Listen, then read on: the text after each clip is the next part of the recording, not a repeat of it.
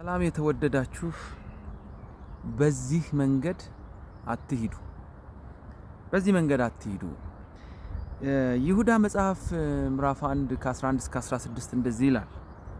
ወዮ በቃየል መንገድ ሄደዋልና ስለ ደሞዝም ለበለዓም ስተት ራሳቸውን አሳልፈው ሰጥተዋል፣ በቆሬም መቃወም ጠፍተዋልና እነዚህ ከናንተ ጋር ሲጋበዙ በፍቅር ግብዣችሁ እንደ እድፍ ናቸው። እንደ እረኞችም ያለ ፍርሃት ራሳቸውን ይጠብቃሉ። በነፋስ የተወሰዱ ውሃ የሌላቸው ደመናዎች፣ ፍሬ የማያፈሩ ሁለት ጊዜ የሞቱ ከነስራቸው የተነቀሉ በበጋ የደረቁ ዛፎች፣ የገዛ ነውራቸውን አረፋ እየደፈቁ ጨካኝ የባህር ማዕበል፣ ድቅድቅ ጨለማ ለዘላለም የተጠበቀላቸው የሚንከራተቱ ከዋክብት ናቸው። ከአዳም ጀምሮ ሰባተኛ ትውልድ የሆነው ሄኖክ እያለ ይቀጥላል። በዚህ መንገድ አትሂዱ ልላችሁን የመጣሁት እንደው የምክር ቃል ነው ያለኝ። መንገድ ማድረሻ ነው፣ መድረሻ አይደለም። መሄጃ ነው፣ መጨረሻ አይደለም። አንዳንዴ በህይወት ጎዳና ውስጥ የምናልፍባቸው መንገዶች አሉ፣ ግን ብዙ ጊዜ አቋራጭ መንገዶችን እንድንጠቀም ያስገድዱናል። አንዳንድ ሁኔታዎች ግን እነዛ አቋራጭ መንገዶች ለብዙ ጉዳት፣ ላልተፈለገ ኪሳራ ሊያደርሱን ይችላሉ። እዚህ ጋር የተጠቀሱ ሰዎች አሉ አሁን የምናወራቸው። በእነዚህ መንገድ አትሂዱ የተባል ነው። ቃሉን ሲጀምር ወዮ ብሎ ነው። ወዮ እንኳን ደስ አላችሁ አይደለም። በጣም ከባድ ነገር ነው። መከራ ይዞ ይመጣል። ቅጣት አለው። ወዮ እነዚህን መንገዶች ተጠቅሞ በህይወቱ መሄድ የጀመረ ሰው ከባድ ቅጣት ይገጥመዋል ነው የሚለን። ቃየልን ያነሳል፣ በለዓምን ያነሳል፣ የቆሬን ልጆች ያነሳል። በእነዚህ መንገዶች አትሂዱ ነው የሚለን። የቃየል መንገድ ምን አይነት ነው? መሄድ የሌለብን መንገድ ምን አይነት ነው? እንደው እንደ ክርስቲያን በእነዚህ መንገዶች አትሂዱ የተባልነው ስለምንድን ነው? የቃየል መንገድ ዘፍጥረት ምዕራፍ 4 ላይ ስናነበው ስናጠናው አዳምም ሚስቱን አወቀ፣ ጸነሰች የሚልና ቃየልንም ወለደች፣ እሱም ወንድ ልጅ ከእግዚአብሔር አገኘዋለች። አቤል በግ ጠባቂ ነበር፣ ቃየል ደግሞ ምድርን አራሽ ነበረ። ለሁለቱም እኩል መልካም ዕድል እግዚአብሔር ሰጣቸው።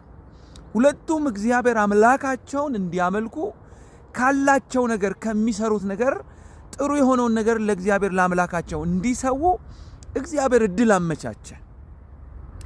እግዚአብሔር ግን ይላል ወደ አቤልና ወደ መስዋዕቱ ተመለከተ፣ ወደ ቃየልና ወደ መስዋዕቱ ግን አልተመለከተም ይላል። ለምን? አዲስ ኪዳን ላይ ሲናገር አንደኛ ዮሐንስ ምዕራፍ 3:12 ላይ ከክፉ እንደነበረ ወንድሙን እንደገደለ እንደ ቃየል አይደለም ይላል። ስለምን ገደለው? የገዛው ስራው ክፉ፣ የወንድሙም ስራ ጻድቅ ስለነበረ ነው ይላል። ማለት ልባቸው የሚሰሩት ነገር ክፉና መልካም ስለሆነ እግዚአብሔር መጀመሪያ ልባቸውን አይቶ ያንደኛውን ተቀበለ፣ ያንደኛውን አልተቀበለም።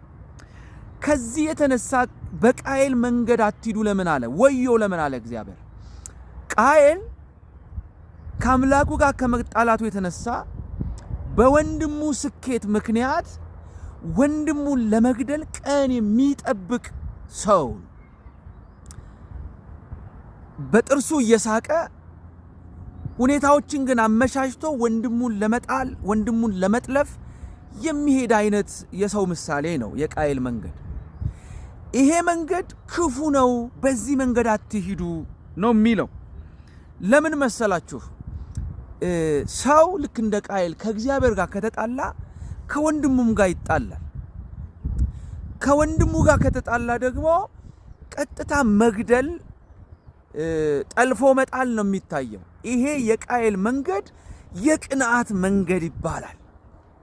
የቅንዓት መንገድ ይባላል። ዛሬ በዚህ መስኮት የምትሰሙኝ በዚህ በቃየል መንገድ፣ በዚህ በቅንዓት መንገድ፣ በዚህ ወንድሞችን እህቶችን በመጥለፍ መንገድ አትሂዱ።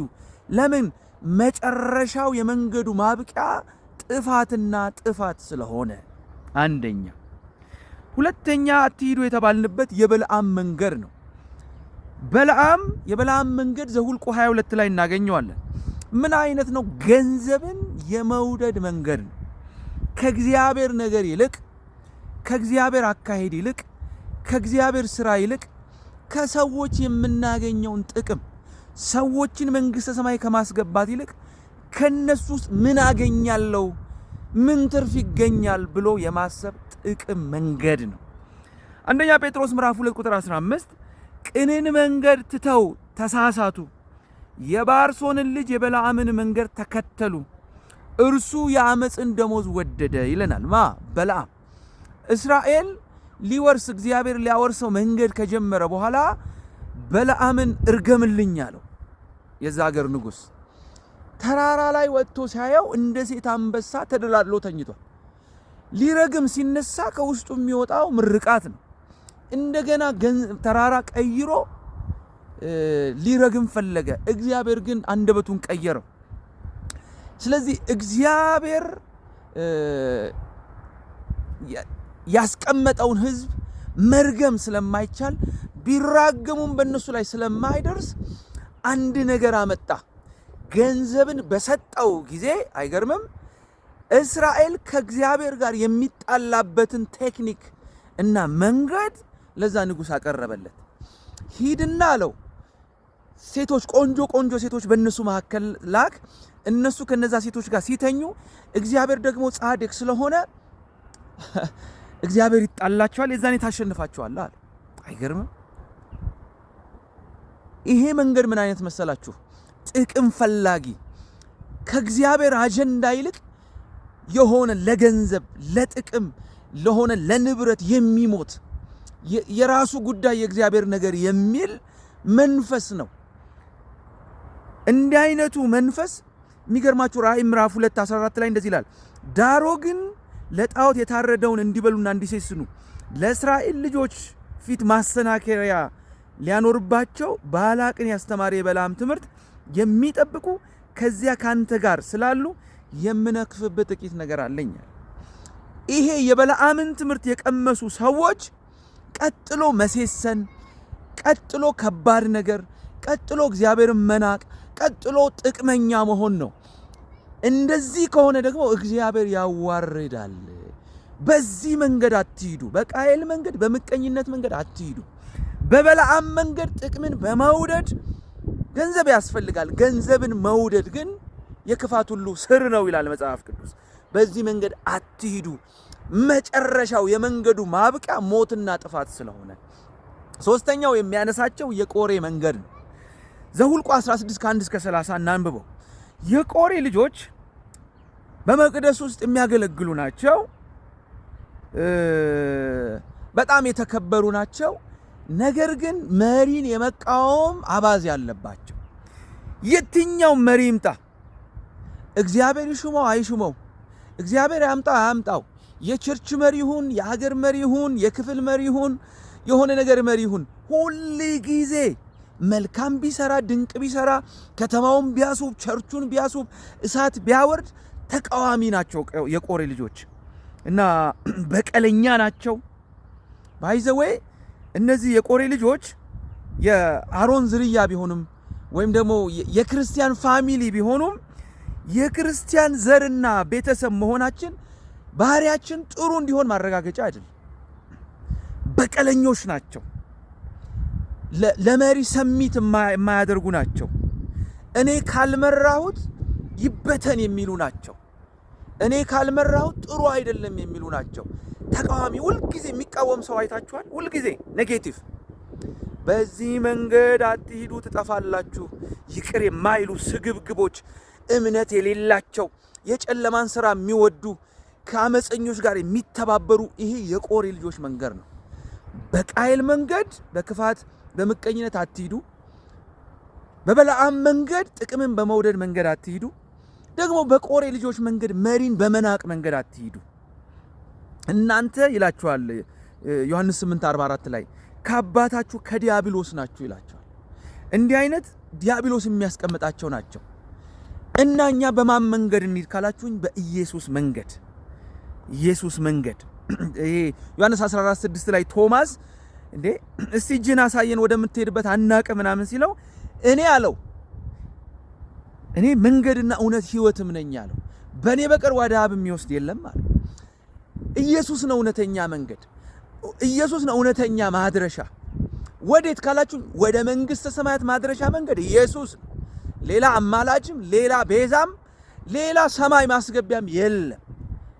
የቆሬ ልጆች መንገድ፣ የበለዓም መንገድ፣ ሌላ መንገድ ሰማይ አያደርስም። ሁሉም መጨረሻቸው ሞትና ጥፋት ነው። ግን የኢየሱስ መንገድ ምን አይነት ነው? እኔ መንገድ ነኝ አለ።